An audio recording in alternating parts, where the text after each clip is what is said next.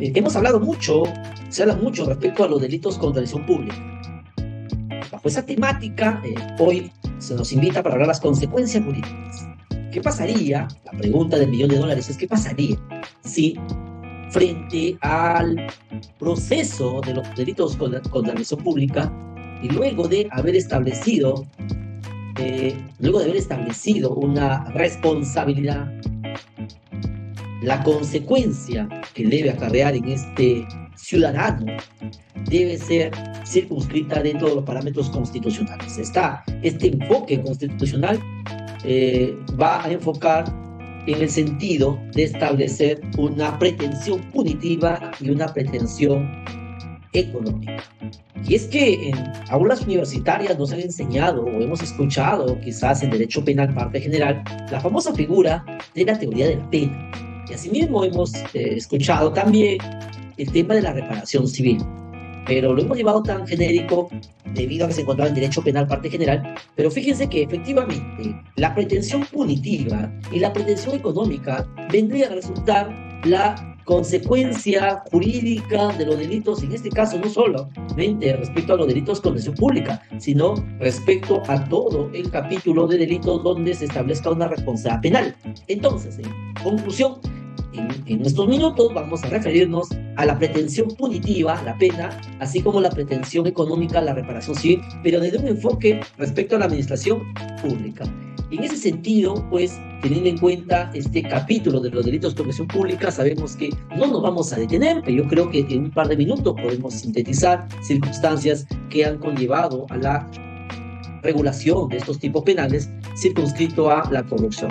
Y fíjense, la corrupción, si bien es cierto, se puede disminuir, pero no erradicar. A diario podemos darnos cuenta la importancia y preocupación a la vez respecto a la comisión de delito penal. Sabemos que vivimos en un mundo avanzado, donde día tras día la tecnología va de la mano con el derecho, máximo el derecho penal, pero aún así existen ciudadanos, funcionarios, servidores públicos o terceros que infringen el bien jurídico respecto a los delitos contra la administración pública. Por ende, es que esperemos disminuir lo máximo posible, y es un fenómeno que no afecta solamente al país Perú, sino que definitivamente podemos darnos cuenta que en diferentes estados se ha podido dar cuenta la comisión de estos tipos penales, y que no depende de determinado estrato social. No, es que no solamente estos tipos penales se han hecho para personas de falta de carencia de recursos económicos. Podemos darnos cuenta hoy en día que personas, por ejemplo, vienen siendo privadas de su libertad a través de un mandato de detención preliminar judicial que no tienen cualquier condición.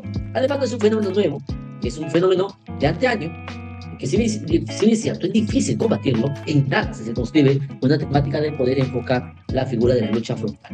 Un pueblo que elige corrupto no es víctima, es cómplice. Definitivamente que sí, puesto que a sabiendas que es una persona que tiene esa tendencia quizás de poder apropiarse, uno lo elige. Es que definitivamente dice, no importa que robe, pero que haga obras. Eso debe ser la consigna del ciudadano, y la respuesta definitivamente es no. Y fíjense, según fuente profética, dice que 7 de cada 10 personas son tolerantes a la corrupción. Ya se está convirtiendo en una tolerancia, y eso en definitiva conlleva a que estos funcionarios, servidores públicos o terceros se confíen bajo esa permisibilidad de la ciudadanía para infringir bienes jurídicos, lo cual no debe ser posible. Y bueno, algunos prefieren decir, no veo nada, no digo nada, no digo nada, y que esto pase en forma desapercibida. Esa tampoco no es la tendencia respectiva. Y algunos han llegado al extremo de decir, pero ¿por qué recargan? Si lo que yo robé lo compartí con ustedes.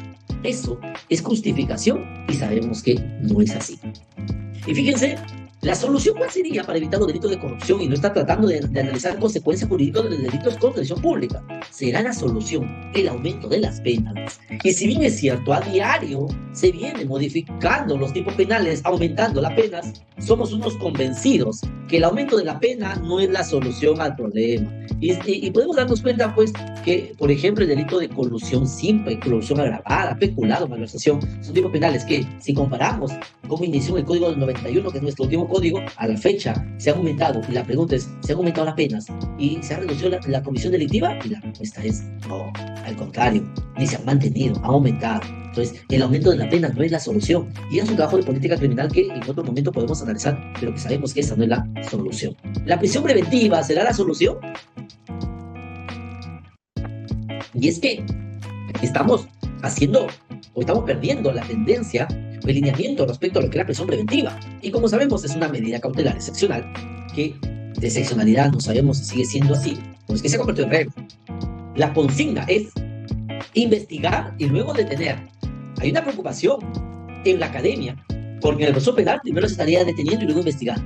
Esa es la consigna, y la respuesta es no. Si seguimos con esta línea, es preocupante porque ¿dónde queda de por medio la famosa figura del principio de presunción de inocencia? Y además, en mi experiencia ahora en esta tribuna de la defensa privada de litigios penales, puedo darme cuenta que no es lo mismo elaborar una teoría del caso con un procesado en libertad que elaborar una teoría del caso con un procesado privado de su libertad, porque son muchos factores, la sensibilidad, la familia, la presión, quienes teniendo en cuenta a un familiar privado de su libertad con detención preliminar o con prisión preventiva, el trabajo respecto al abogado es a mayor presión, y a mayor presión una mejor teoría del caso, eso creo que a veces dificulta, ¿correcto? Entonces, la prisión preventiva no puede ser una solución para evitar los delitos contra la administración pública, porque esta es una medida cautelar excepcional que, si bien es cierto, en la práctica no está siendo tan excepcional, ¿correcto? Entonces, por ejemplo, en el Instituto Judicial de Lambayeque se han creado el sistema de especialización de delito de corrupción, la famosa figura de los juzgados de corrupción. En Lambayeque, por ejemplo, tenemos los juzgados de investigación preparatoria en delitos de corrupción de funcionarios, tenemos los juzgados de juzgamiento unipersonal en corrupción de funcionarios, tenemos los juzgados colegiados en corrupción de funcionarios, y asimismo en la fiscalía tenemos los fiscales de corrupción de funcionarios. ¿Eso qué significa? Que estamos ingresando a la especialidad, fíjense. Y si esa es la tendencia, el mercado está exigiendo abogados especialistas en delitos de corrupción de funcionarios. En ese orden de ideas surge una pregunta. ¿Qué se ha avanzado en el Perú en la lucha frontal contra la corrupción o no se ha avanzado nada? Y la respuesta es sí. Como lo he mencionado hace segundos, existen, por ejemplo, las fiscalías y los juzgados especializados. Esa tendencia de la especialización no solamente va a esos dos órganos, esos dos entes importantes, sino que también va de por medio a la exigencia de la especialización por parte de los abogados. Si nosotros somos muy respetuosos en el tema médico, de cuando estamos mal del corazón irnos al cardiólogo, cuando estamos mal de los riñones al urólogo, cuando estamos mal, nuestra pequeña está mal, le vamos al pediatra. Si somos respetuosos en el tema de la medicina, ¿por qué no podemos ser respetuosos respecto al tema de los procesos en general? Si tenemos un proceso de familia, debemos ir al especialista en derechos familiares. Si tenemos un proceso de repente de derechos reales, al especialista en derecho civil. Si tenemos un proceso en delito de corrupción, al especialista en litigios penales en el área específicamente de delitos contra la acción pública. Entonces, nos falta un poco de compromiso, incentivar a la ciudadanía también al tema de la tendencia de la especialización.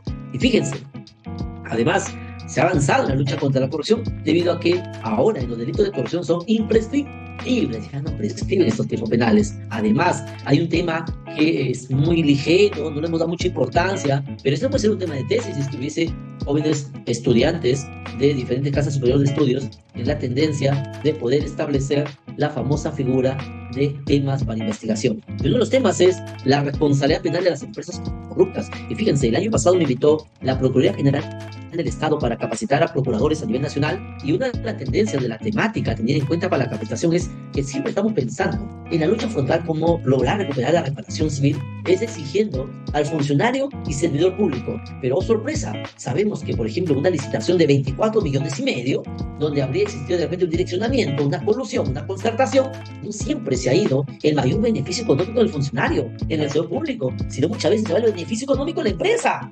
Entonces, ¿qué estamos haciendo para lograr una sanción respecto a la empresa? Es ahí la tendencia, en definitiva, de lograr establecer la figura de la incorporación de las empresas en lo proceso penal. Y eso, como ustedes saben, se denomina la incorporación del tercero civilmente responsable. Porque el objetivo no solamente es que se imponga al funcionario, al público, al tercero, una pena, sino que además la pena se cumpla y por consecuencia la reparación civil, como consecuencia jurídica del delito. Y esta reparación civil parametrado básicamente en el cumplimiento, no hay mucha satisfacción procesalmente hablando de una sentencia con un monto económico como reparación civil, sino que ese monto se pueda concretizar en la realidad, y esa concretización de la realidad es a través del cumplimiento. Es por ello los mecanismos para lograr que el funcionario del sector público pueda cumplir con el pago. ¿Y quién más?